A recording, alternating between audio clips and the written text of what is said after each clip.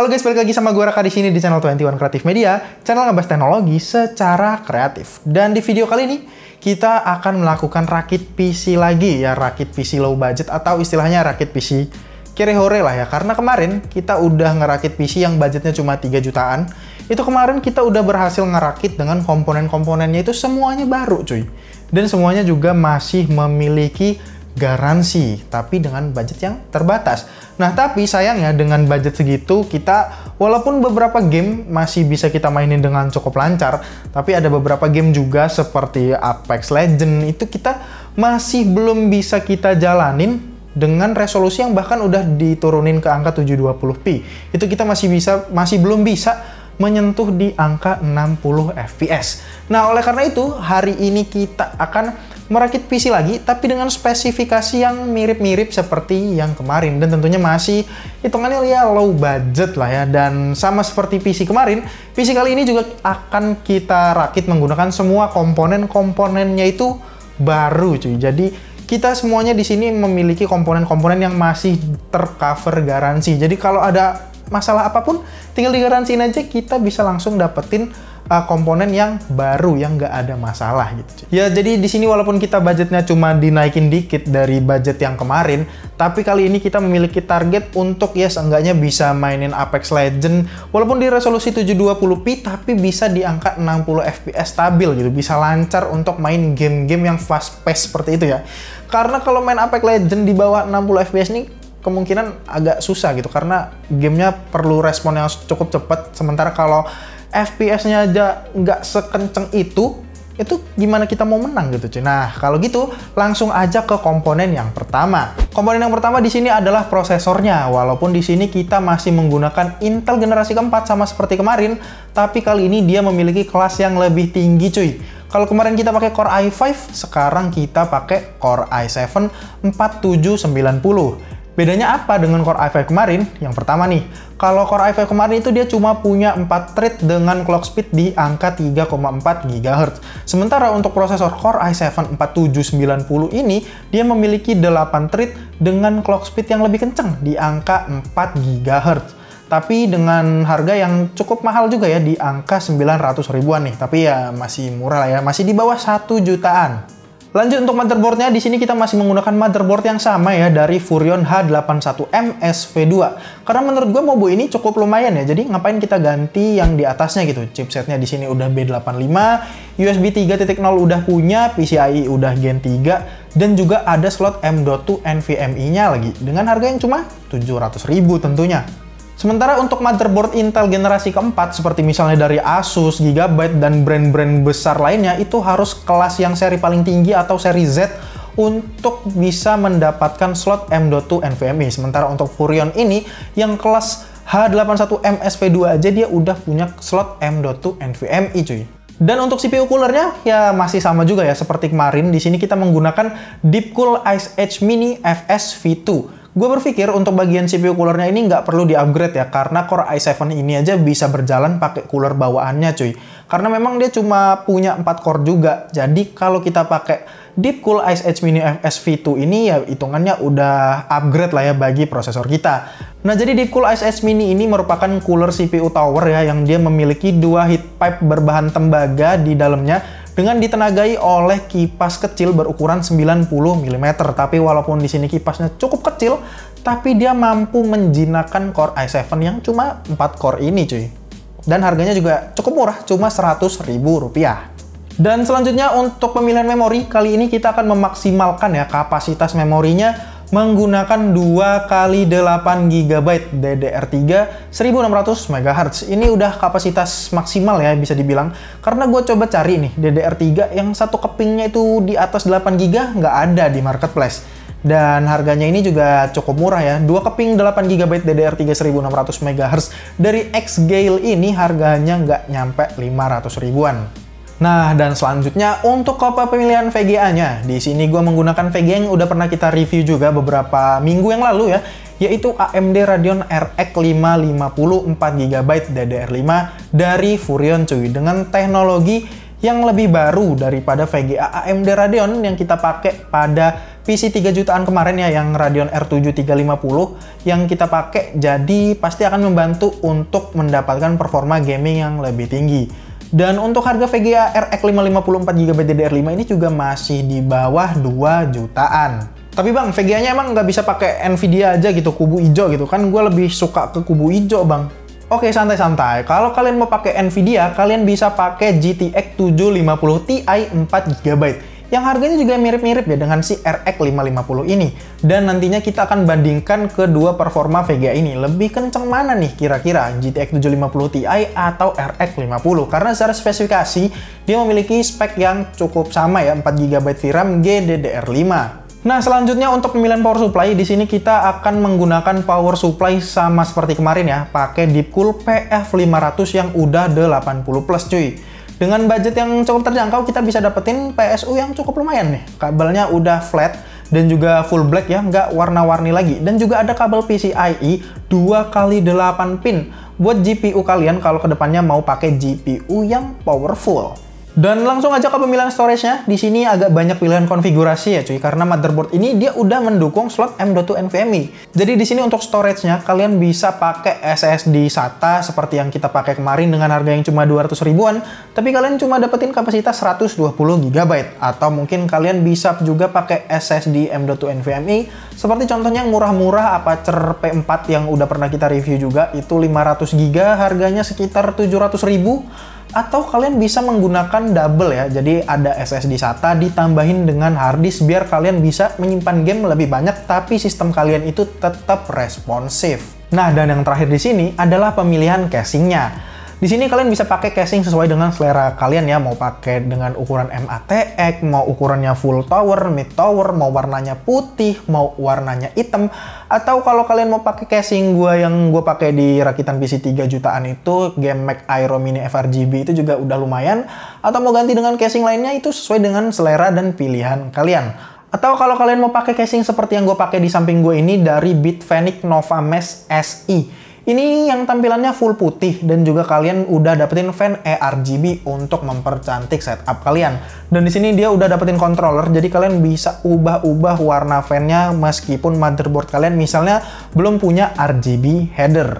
Oke, kalau gitu rakitan PC kita kali ini udah selesai ya. Udah kita sebutin satu persatu komponen-komponen apa yang kita gunakan. Dan di sini gue ingetin sekali lagi kalau semua komponen yang gue pakai di sini adalah komponen-komponen baru. Jadi harganya ini mungkin agak sedikit lebih tinggi kalau kalian bandingin dengan harga pasaran yang second-second-annya. Tapi karena gue di sini memilih untuk membeli baru, tentunya tercover oleh garansi. Dan total budget yang kita habiskan untuk rakitan PC kali ini mulai dari 5,2 juta sampai dengan 6,5 jutaan.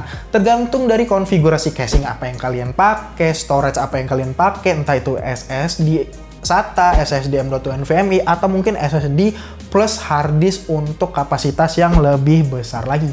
Dan juga jangan lupain untuk pemilihan GPU-nya, karena di sini tadi gua kasih dua saran ya, yaitu RX 550 dan juga GTX 750 Ti yang harganya ini walaupun mirip-mirip tapi masih lebih mahal.